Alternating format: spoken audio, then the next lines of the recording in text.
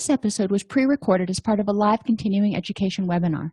On-demand CEUs are still available for this presentation through AllCEUs. Register at allceus.com/counselor toolbox. Alrighty. I'd like to welcome everybody to today's presentation, Impacts of Stress and Interventions. I am your host, Dr. Dawn-Elise Snipes. We are going to define stress and distress as if we really needed to redefine those, but we're going to do it anyway. We'll identify a variety of sources of stress that we don't usually think about, and we'll explore sources of interventions and the impact of stress. Stress is anything that requires energy. A lot of times we think of stress in terms of distress. Well, stress is anything that requires energy. It can be elation, it can be going on vacation, it can be digestion, anything that requires energy. So eustress is the good stress. It's stuff that we really want to do. It's things that we want to spend our energy on, and they tend to make us happy. Distress is everything else. You only have so much energy in your energy bank, though. So how do you want to spend it? And that is one of the things that we really want to challenge clients to look at. Y'all know I tend to look at either using a scale or a pie chart, depending on what group I'm working with. If you're using a scale, you don't have to have a fancy balance scale. You can make one with a coat hanger and two little cups on either end. Then get marbles. You want to have a variety of the regular sized marbles and then probably 10 shooter marbles. The size of the marble represents the impact or the intensity of the stress.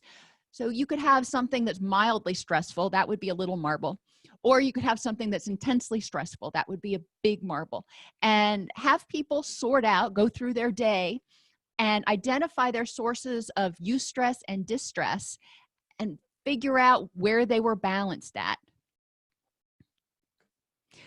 The impact of stress, and we've talked about this a lot over the past couple of weeks, so I'm just going to really hit the highlights. When we are stressed, we tend to be more irritable, and it's easier for us to get angry and impatient with people.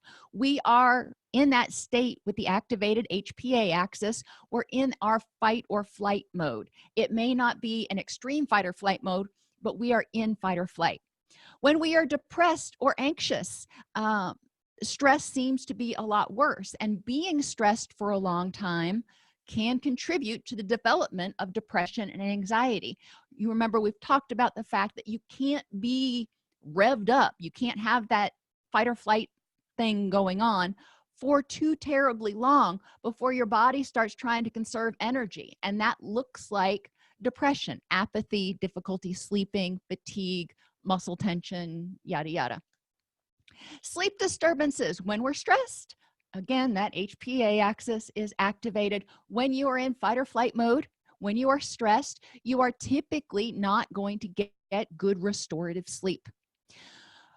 Because of sleep disturbances and just being kind of revved up and your body going, okay, I've got to devote my energy to fighting or fleeing from whatever this threat is, our immunity goes down. The body says, you know, immune system can wait. Digestive issues. When we are stressed, our body is running faster, if you want to think about it that way. So anything you eat is going to go through your stomach faster.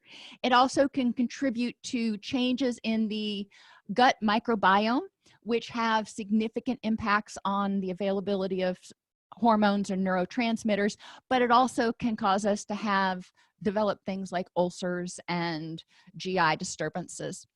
Weight gain is a side effect of stress, and I hyperlink to it because this is one of those that we don't talk about a lot, so you can look at the research.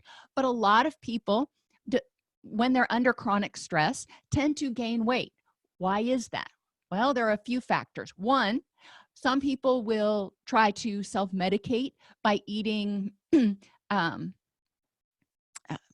soothing foods, eating comfort foods, which are generally high in fat, high in sugar. So that's one. Number two, some people cope with stress by eating, because that's a pleasurable activity they can do. It serves as a distraction.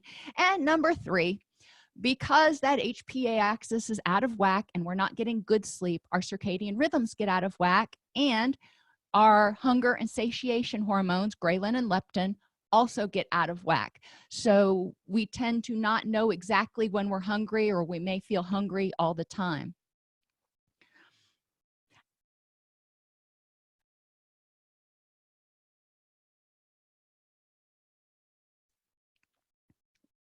Increased pain is another side effect of stress. Well, let's look at the basic things. Number 1, when we are stressed, we tend to carry muscle tension, low back tension, you know, and that sort of stuff. We tend to have GI disturbances, which can cause pain. We may have tension headaches. We may grind our teeth. All of those things can cause pain. Additionally, when we're under stress, serotonin typically goes down because now's not the time to rest and digest if you're in that fight or flight mode. So serotonin typically goes down, and our pain perception, our pain threshold also typically goes down. We also may see people who become addicted to stimulants when they're stressed because they're not getting enough sleep. They're fatigued a lot of the time. They may be, quote, burning the candle at both ends. So they're trying to push through, which can lead to addiction to, and when I say stimulants, I'm talking about anything from nicotine and caffeine to, you know, pre-workout supplements and things that are a little bit more intense. I'm not necessarily talking about anything illegal. There is increased risk of chemical and behavioral addiction, though, because a lot of times people are trying to self-medicate. The more they self-medicate, the more out of balance their neurotransmitters get, the more dependent they become on chemicals to help them feel anything. There are altered cortisol, our stress hormone. And I use that term generally to refer to thyroid hormones and your gonadal hormones and neurotransmitter levels. Your stress hormone is going to go up. Your sex hormones and your thyroid hormones are going to be altered, and that also impacts the availability of your neurotransmitters like dopamine, serotonin, norepinephrine, GABA, acetylcholine. I'm forgetting one, but you know.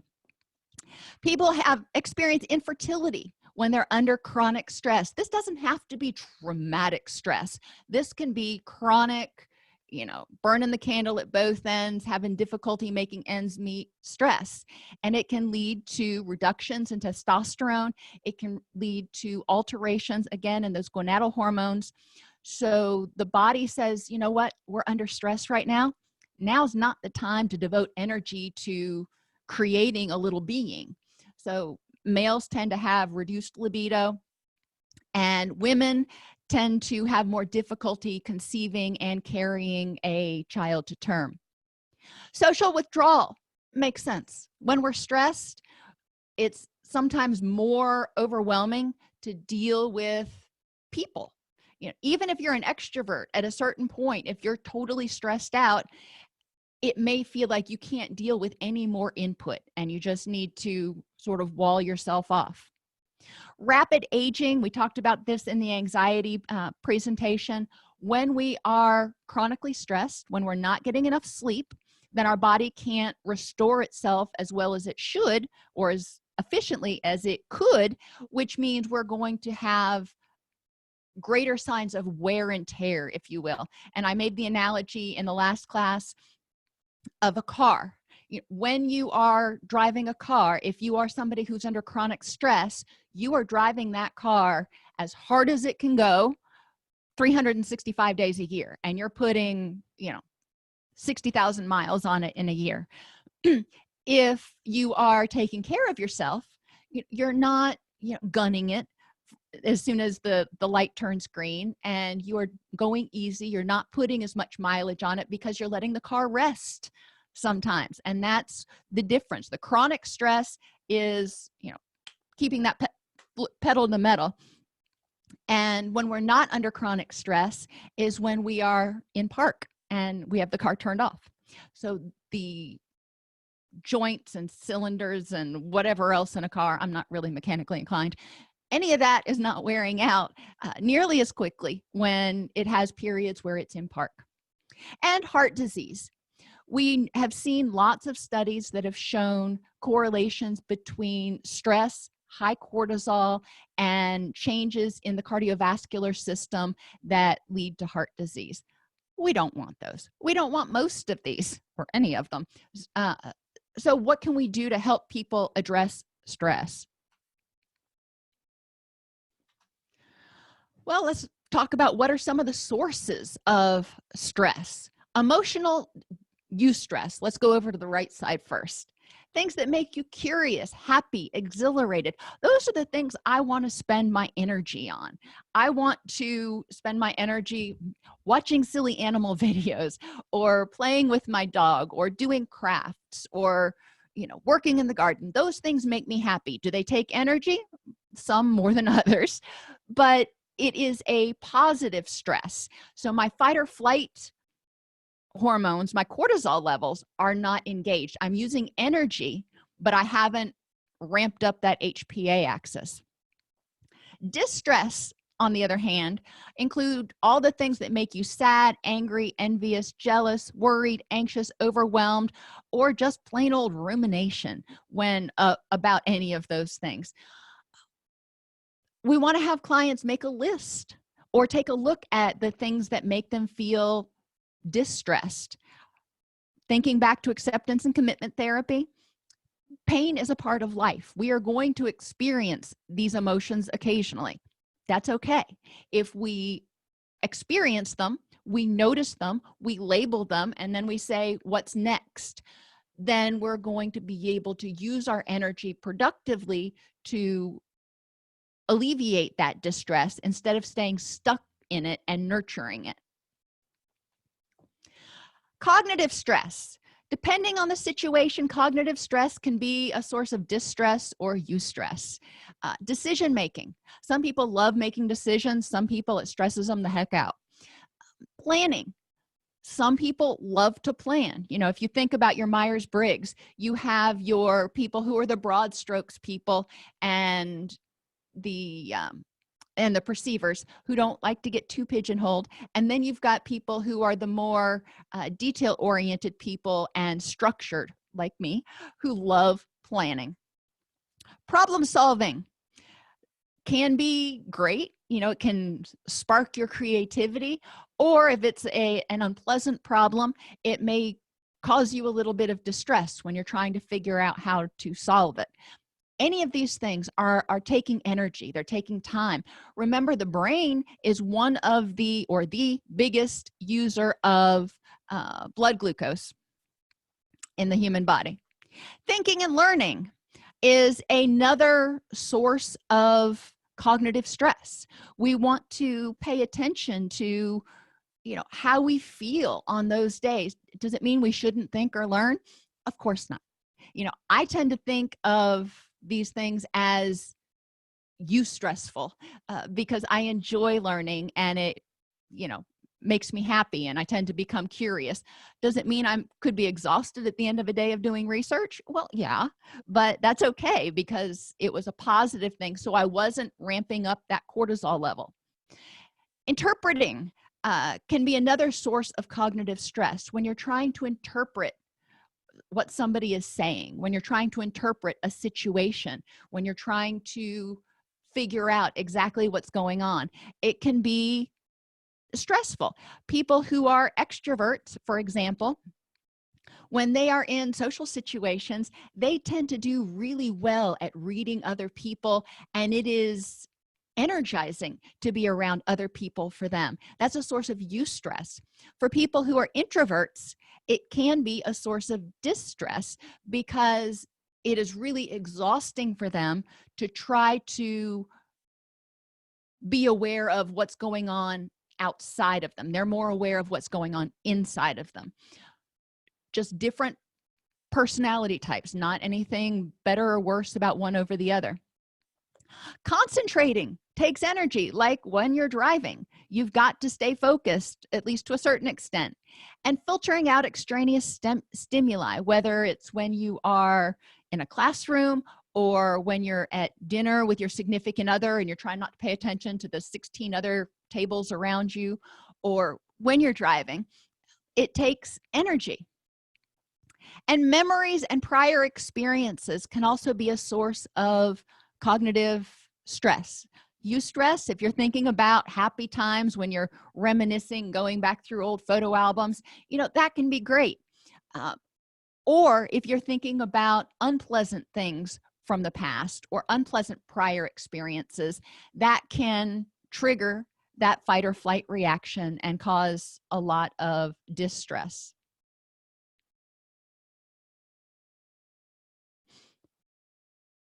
So let's just stop with cognitive stress for a minute.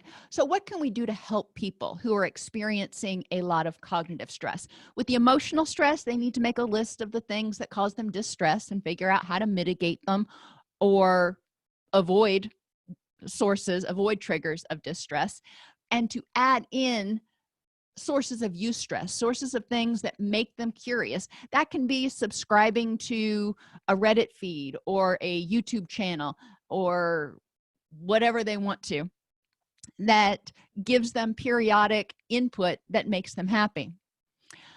Cognitively, if people have difficulty decision making, what can they do to make that less stressful?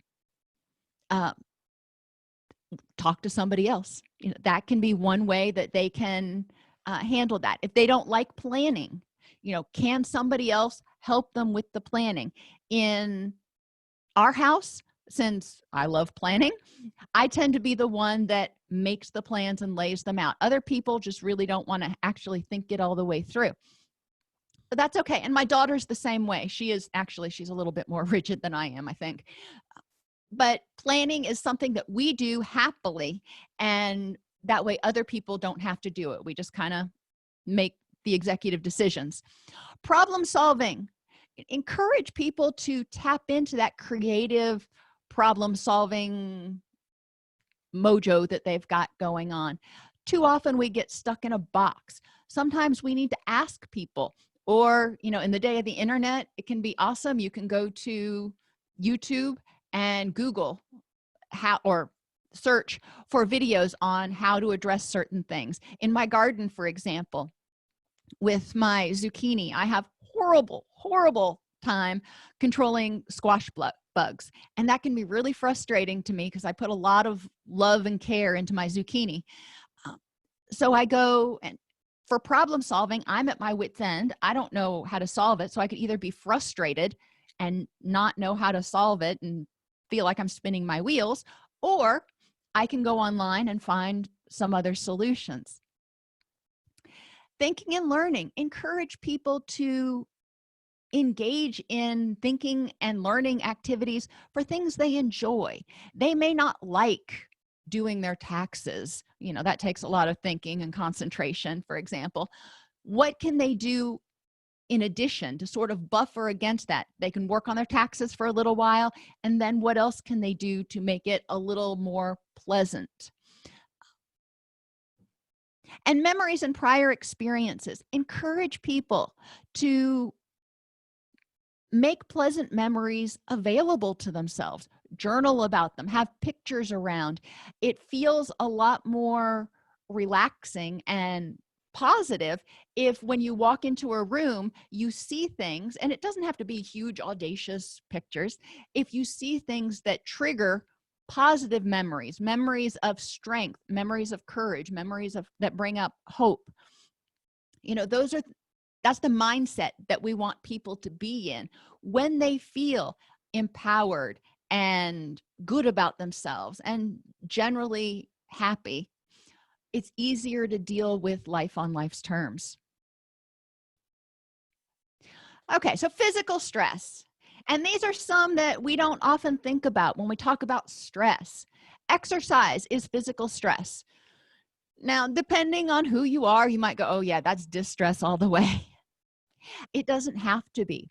And one of the things I want people to understand, all people, not just my clients, but my kids, my family, anybody I talk to, exercise is about moving your body. You don't have to do 30 minutes in target training zone or whatever. if that is going to be distressful to you. Let's start out with something that you enjoy. What is it? Is it playing with the dog? Is it gardening? Is it, running and playing tag with your kids? Sometimes we'll blow, even to this day, my kids are teenagers, and I'm much older than a teenager, but we will blow up balloons in the house, and we will try to and keep the balloons in the air. It's fun, and especially when the dogs try to play with us, it's even more fun. But we have fun and we're moving. It's something we can do here in Nashville. If we get half an inch of snow, everything shuts down. It's like the apocalypse has hit. They don't have good snow plows or anything because we just so rarely get snow. So, when that happens, a couple of years ago, we were actually snowbound for like 5 days before we could get out of our neighborhood. We got a whole whopping inch of snow that year. But we did things in the house in order to move around so we weren't feeling stale. Exercise releases serotonin. Exercise releases endorphins. Exercise increases oxygenation, which increases energy. Exercise is wonderful. And exercise means movement and breathing. That's all. Again, you don't have to get out the jump rope or whatever. Think of creative things that you can do in your house. If you've got little kids, you can make little blanket forts with blankets and chairs and make a obstacle course throughout your living room. Yes, it looks like a mess. It's not, really pleasing to the eye, but it's fun. Like I said, balloons, those are other things that you can do. Anything that makes you happy, or just turn on some music and dance like nobody's watching.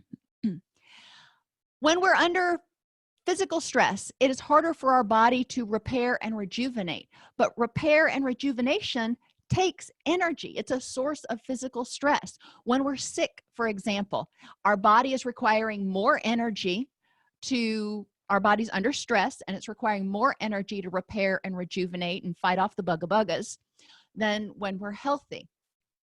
We need to recognize when we are injured, after we have surgery, when we're sick, when we are sleep deprived. Our body is going to require more energy in order to function like it should. When we digest food, that requires energy, and usually we'll consider that eustress, a good source of stress, but it still requires a little bit of energy.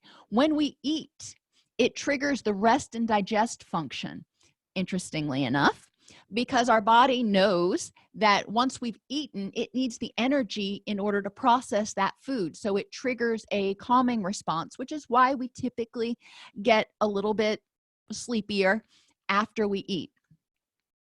Sleep deprivation. When we are awake, our body goes through a bunch of gymnastics in order to help us think. The byproduct of those gymnastics is adenosine. As adenosine builds up in our brain, it makes us feel sleepy. If we don't get enough sleep, then that adenosine isn't cleared out if we don't get quality sleep. So we wake up and we feel lethargic. And so it's harder to get through the day. And what do most of us do when we feel that way? We drink caffeine. And that adds an additional source of stress. Not only is our body not recharged and rested and rejuvenated like it needs to be, but we're also adding that additional stressor of caffeine, which takes me to stimulants.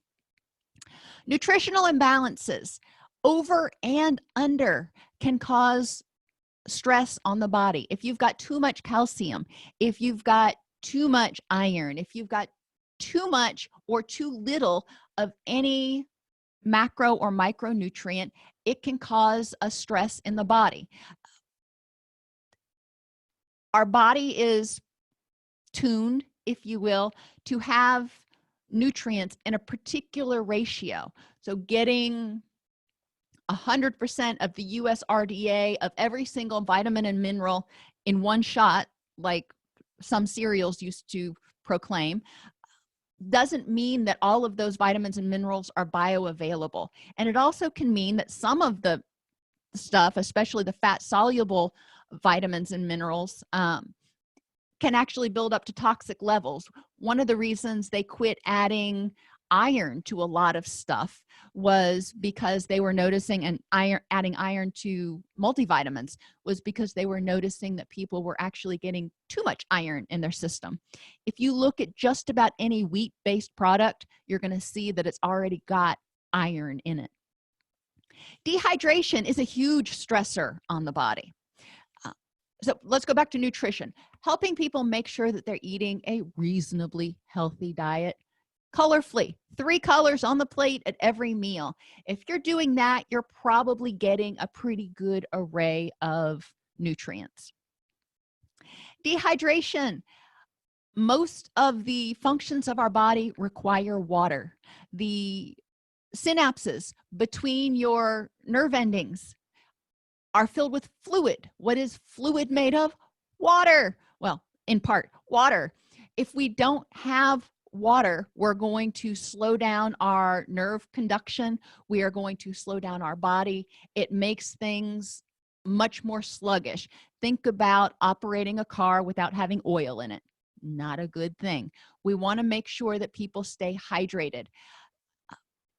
Signs of dehydration or symptoms of dehydration can look like depression, symptoms of depression or anxiety in some people. Once we are 1% dehydrated, we actually have a harder time with memory and concentration. We don't start feeling, quote, thirsty until we're about 2% dehydrated, which is why they say make sure you're drinking fluid before you get to the point of feeling parched, because by that point you've already started losing cognitive abilities. Once you're rehydrated, then they return. Encourage people to carry a water bottle with them.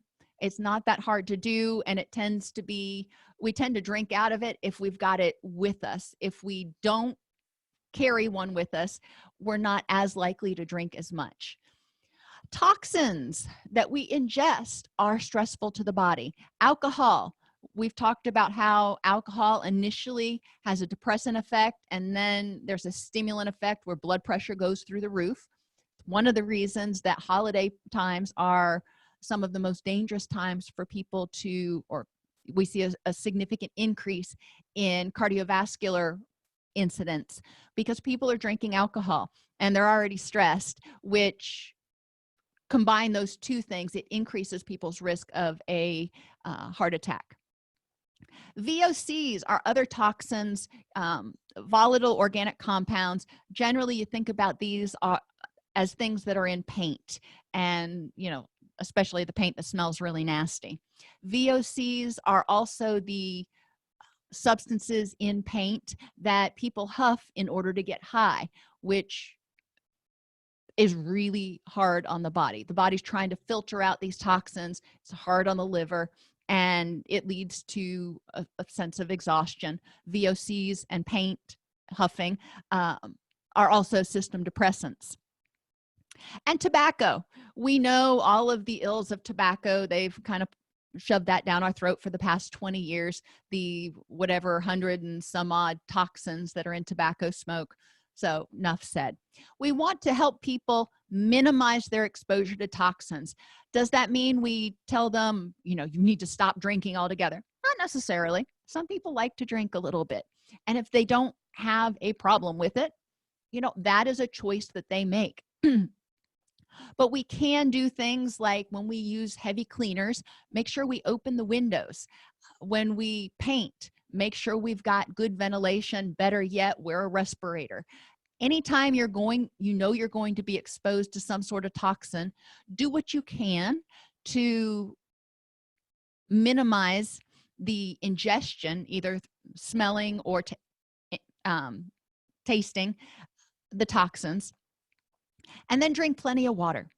Regardless of how it gets into your body, it's going to be filtered out by the liver and the kidneys. So the more water you drink, the quicker you're probably going to be able to help your body purge some of that toxin. Injuries cause physical stress. We don't like being injured. Injuries take energy to repair. What can we do? Well, practice good ergonomics. Try to prevent injuries. Don't do stupid things that may cause you to injure yourself like I do.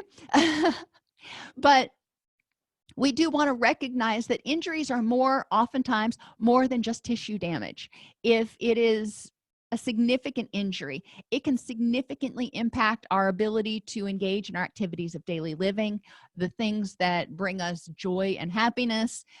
We want to figure out, like for me, dealing with my knee injury right now, I can't exercise the way I like to, and exercise is one of my greatest sources of stress relief. So since I can't work out the way I want to, how else can I deal with stress? And it's important to make sure that when clients have injuries, or when I was pregnant with my daughter, I was on bed rest, so I couldn't go to the gym. When things like that happen and they are blocked from doing something that's meaningful to them because of an injury, what else can they do to relieve stress? Pregnancy and childbirth is a source of stress. There's a lot of damage and stuff that goes on. There's a lot of energy that goes into creating a little critter.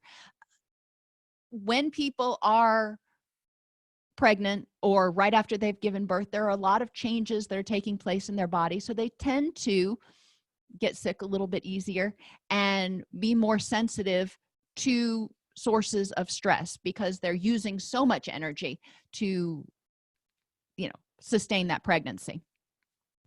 And illness, including autoimmune diseases, are sources of stress. People who live with autoimmune diseases like Crohn's or fibromyalgia or rheumatoid arthritis are experiencing pain on the regular, which can be frustrating. We know that pain also increases our HPA axis activation, which increases our cortisol, which basically means we're under a lot of stress.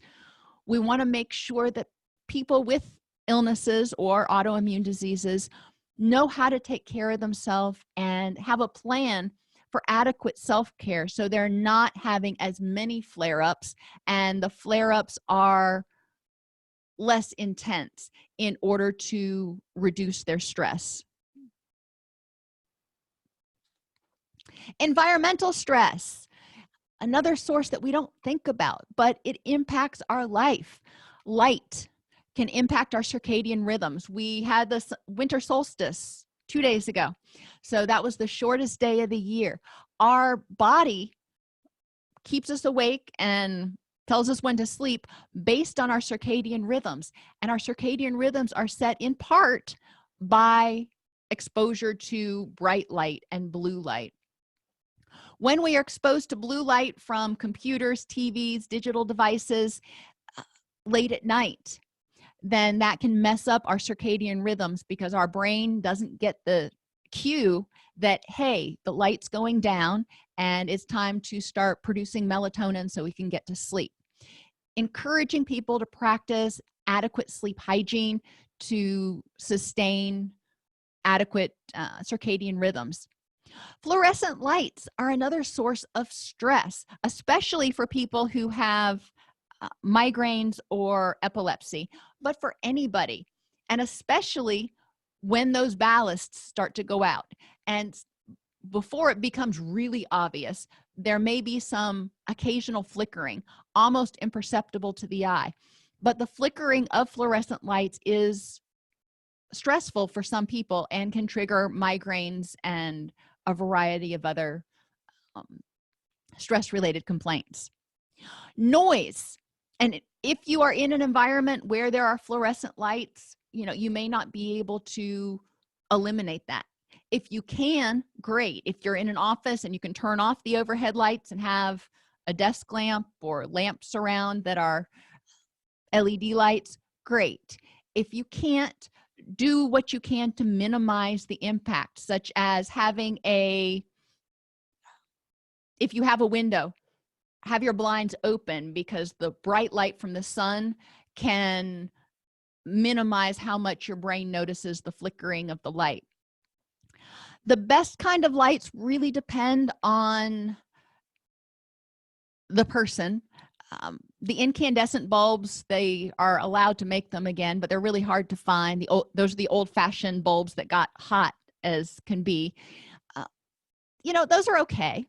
Depending on the person, some people may prefer the soft white bulbs. If they've got seasonal affective disorder, or they need the extra brightness in order to set the circadian rhythms, then they're going to want the not soft white. They're going to want the daylight bulbs that are really bright. I prefer LED lights because they don't do that flickering that the fluorescent lights do. And they have become much more affordable now. So you can, go down to your local store and easily get really bright, really nice LED lights. For color spectrum, if I remember correctly, you want them to be greater than 5,000, preferably greater than 6,500 Kelvin, and you want them to be as bright as humanly possible. You are probably not going to get the beneficial effects of, for example, a light therapy box by overhead lights, because when the light comes out of the light fixture, it disperses too much, so you're not getting the intensity, even if it says it's 800 lumens or whatever. You're probably only getting a fraction of that because of the dispersion. There are a variety of different techniques you can use in order to corral the light, and it's not attractive, but if you put like aluminum foil around the light to make more of a cone, that helps a little bit, but you still have to have the light pretty close to you. Light therapy boxes are a lot more practical and a lot more standardized. Noise from traffic can be a stressor. Now, we live out in the country, so that doesn't hardly affect me at all, but I do remember when I lived in the city and lived in an apartment, we would hear cars going by at all nights, the car alarms going off at all hours of the night, our neighbors. It was hard to get good quality sleep because there was a lot of noise. But even during the day, persistent background noise, they've found, increases the rate of anxiety and depression in communities exposed to it.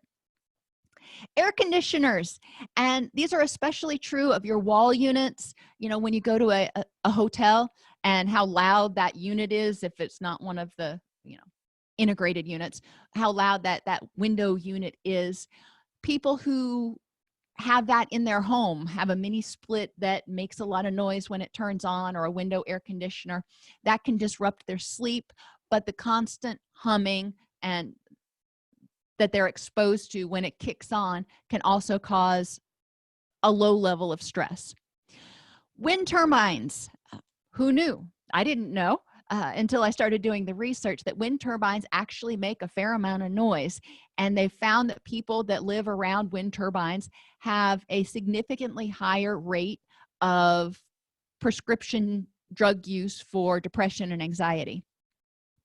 And then people and animals, I just kind of put that all together. If you've got a bunch of children running around, if you've got, I know our dogs, especially with wood floors and everything, every time the UPS man drives down the road, he doesn't even have to come to our house, they lose their ever-loving minds, and it's loud and it's stressful, and thankfully they know to shut up. But that can add a lot of stress to people's lives if they're constantly exposed to barking dogs and loud noise. Temperature is a source of stress. If you are not physically comfortable, then your body is going to register that as a threat in some way, shape, or form, and you're going to experience a certain level of stress. If you are too cold, your body is going to try to warm itself up, so it's got to ramp things up in order to produce more heat. If you are too hot, then you're going to start sweating, and there's the whole cascade of effects that goes with that. Either way, your body is working overtime to try to maintain its 98 point whatever that you are set for. Touch and tactile sources of stress, and I didn't exactly know what to call this, but think about a day that you've gone to the office or wherever, and you've put on a shirt or a pair of pants that was made of like actual wool that was itchy, and you were itchy all day long. Or if you were sitting on a bench that's hard and you were uncomfortable all day long, or you couldn't get comfortable because you didn't have good lumbar support in your chair. Any of these things that cause you discomfort can be a source of environmental stress. Why? If you can eliminate that, why not do that? So what things can people do in their world in order to make it more literally comfortable? So what they're touching is a pleasant feel. Sights, pictures, colors, organization, and feng shui. When you walk into a room, is it stressful? What do you see, and what feelings does it evoke in you? We want people to arrange their environments, including their cars, including their offices. And if they can't do a lot on their office because of rules, yada yada, have a photo collage or something on their digital device, something where they can escape for half a second. But pictures that make them happy, not pictures that evoke a sense of stress. Colors that make them happy. Think about the colors that make you happy. And it may be yellow, it may be purple, it may be blue, red, pink, whatever. It's a very individual thing. I like black. Black is one of those colors that it's absorbing. It absorbs energy. So I tend to have a fair amount of earth tones and black in the house, in my furnishings and stuff. And my daughter always gets frustrated with me because she wants to see brighter colors. Whatever it works for that particular person. Organization. Some people are not bothered by disorganization. Some people are. And they found that even if people don't think they're bothered by disorganization, when they're in a cleaner, organized environment, they tend to feel less stressed. So clean off, and my office is a horrible example of that right now, but clean off the flat surfaces so there is some semblance of organization. Does everything have to be put away? No, you can have a bin of stuff I need to get to if that's what you need to do. But if you walk in and there's a sense of calm instead of a sense of chaos, it reduces your ambient stress. And then I put feng shui on here just because I'm a firm believer of organizing your environment. When you are in a situation where you can't see people coming up behind you, there is a natural sense of stress that occurs. In feng shui, they say never put the head of your bed against a window because you can't see somebody coming in that window. In the kitchen, when you are at the stove, you may have some peripheral vision, but you can't see behind you. Putting a little reflective mirror or something, it doesn't have to be so you can see exactly who it is, but something so you can see images coming up behind you, theoretically reduces your innate stress levels. Making sure that you can see any entrances and exits to your environment.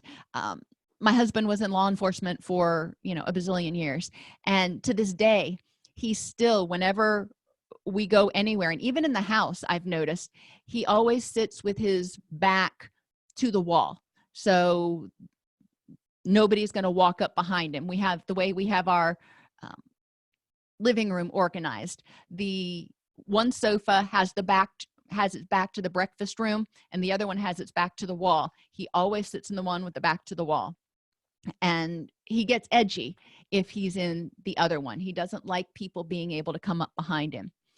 Feng shui, I'm not going to say I'm a master by any means. I actually, my favorite book is the Feng Shui for Dummies, but it gives you information that can be helpful at arranging your environment in a way that's peaceful. And there are a lot of other tips in the book that you can go way past peaceful, but there are some that make a lot of sense. And smells can be a source of stress. If you've ever, had to ride on an airplane or something next to somebody who stunk to high heaven,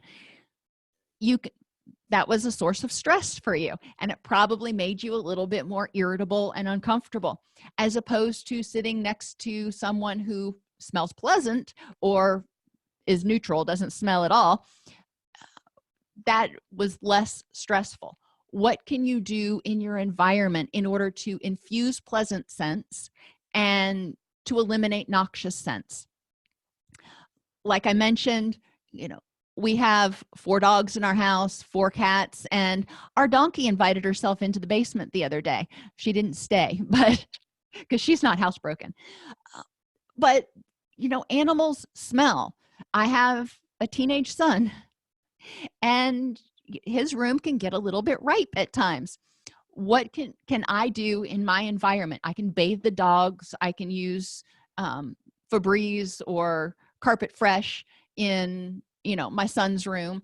And those are just different things that you want to think about. What is it that you can do in your environment to reduce the stress, so you're not walking in going, and they say that I've got a bionic sense of smell. I don't know, but I'll come in from work and I'll open the door, and whatever odor hits me kind of sets my mood for the next few minutes. I'll walk in, I'm like, it smells like dog poop in here. Who took a dump in the house?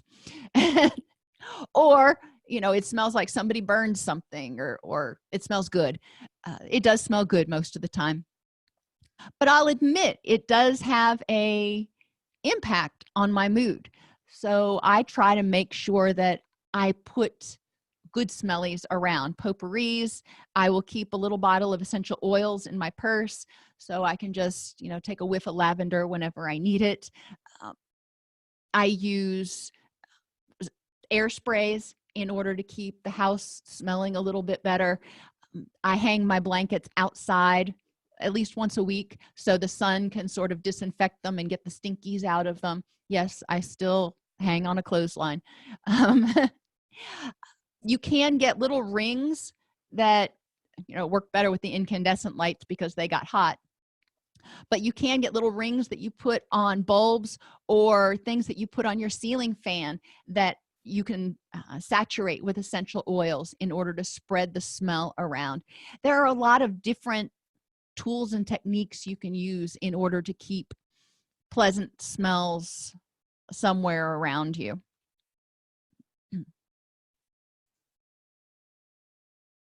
EM fields, and this got its own slide because there's a lot of debate about electromagnetic fields.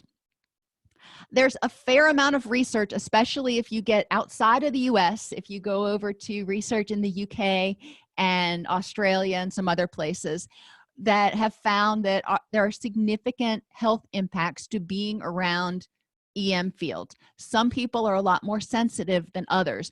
For people who are sensitive, they may experience headaches, pressure in the chest, heart palpitations, sleep problems due to low melatonin. They actually, assessed people's circulating levels of melatonin. Sleep apnea, tinnitus, which is ringing in the ears, fatigue, memory loss, and redness in the skin with itching, rashes, and tingling on the arms or face. A lot of these are the same symptoms of anxiety.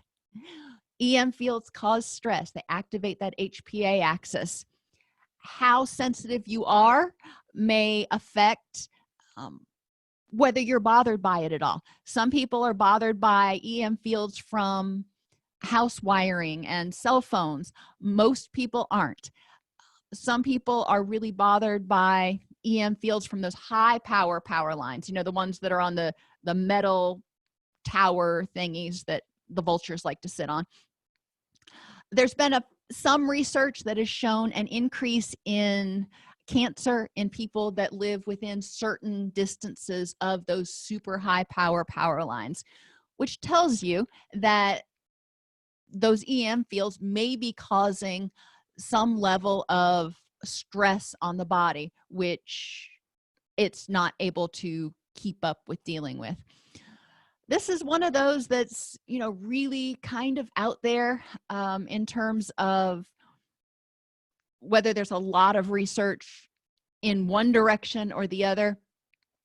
But even the US has had to admit that next to the high power lines, there has been some research that's indicated increases in cancer, especially childhood cancer. So EM fields can be stressful.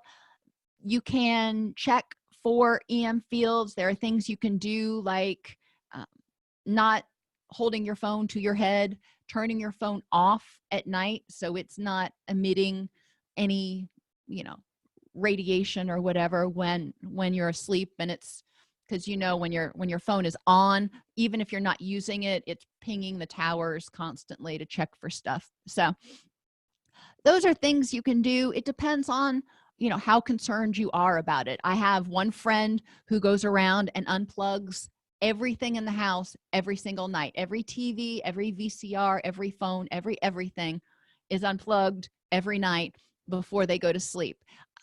And she feels very adamant about that. Most of us aren't going to go to that kind of trouble, but whatever helps people feel more relaxed and feel better. She seems to think that she has less anxiety symptoms, and her kids have less anxiety symptoms when she does that. Social sources of stress include empathy. We want to be empathetic. I don't want to say don't be empathetic because it's stressful. Yes, it's stressful, and often it's distressful. It hurts when you see someone you care about hurt. It is frustrating when you see someone you care about struggling. So yeah, it is distressful, but it's a give and take. And being empathetic when they are in distress often results in positive social support later.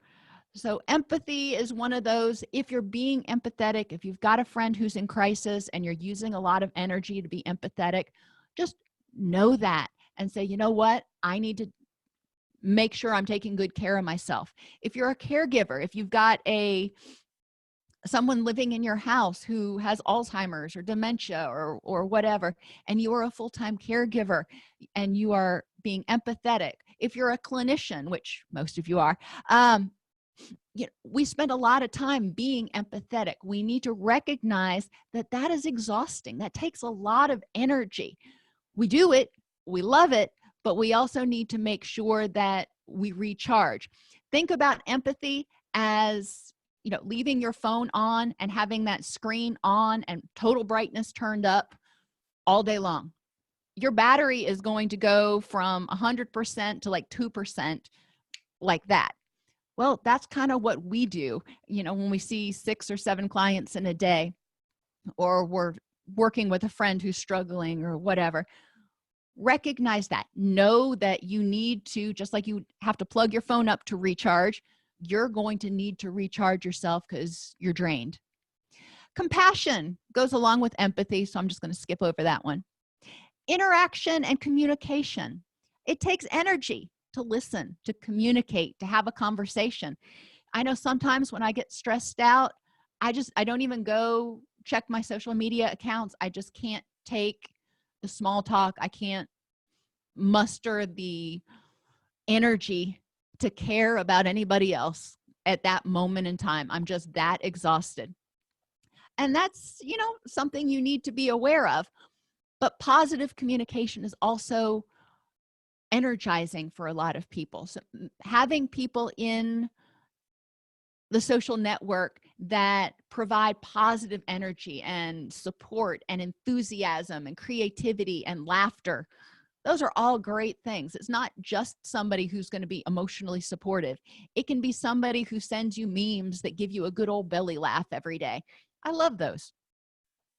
Conflictual communication, on the other hand, is obviously generally a source of distress. We want to figure out how we can minimize that by either working on assertiveness skills, learning love languages, going to counseling, whatever it is that's going to help soothe that conflict. Sometimes it's not possible.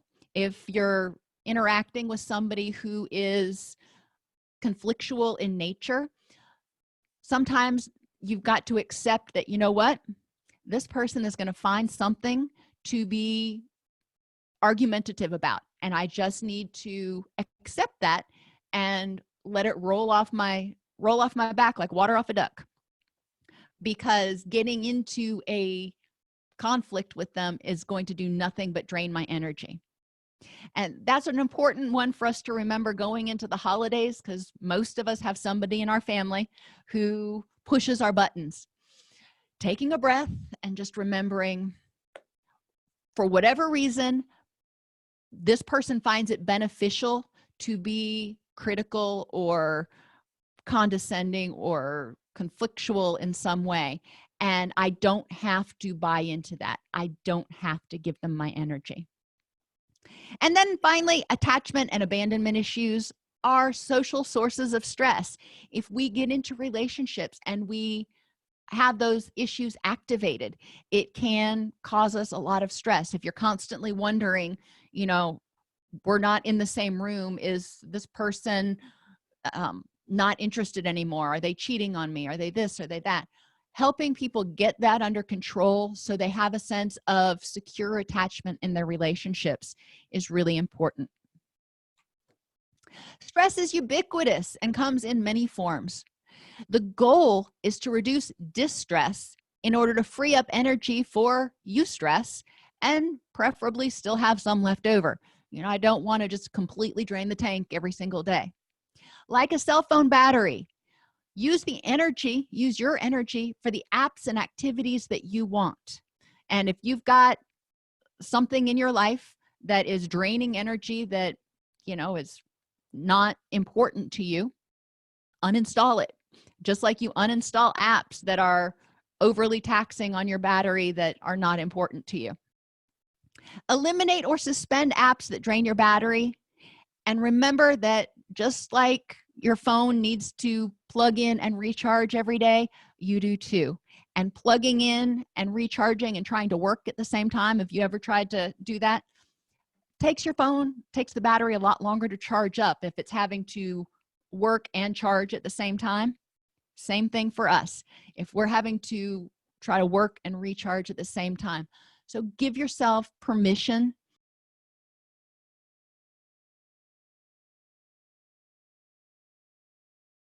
Between writing notes, filing insurance claims, and scheduling with clients, it can be hard to stay organized. That's why I recommend Therapy Notes. Their easy-to-use platform lets you manage your practice securely and efficiently. Visit therapynotes.com to get 2 free months of Therapy Notes by just using the promo code CEU when you sign up for a free trial at therapynotes.com.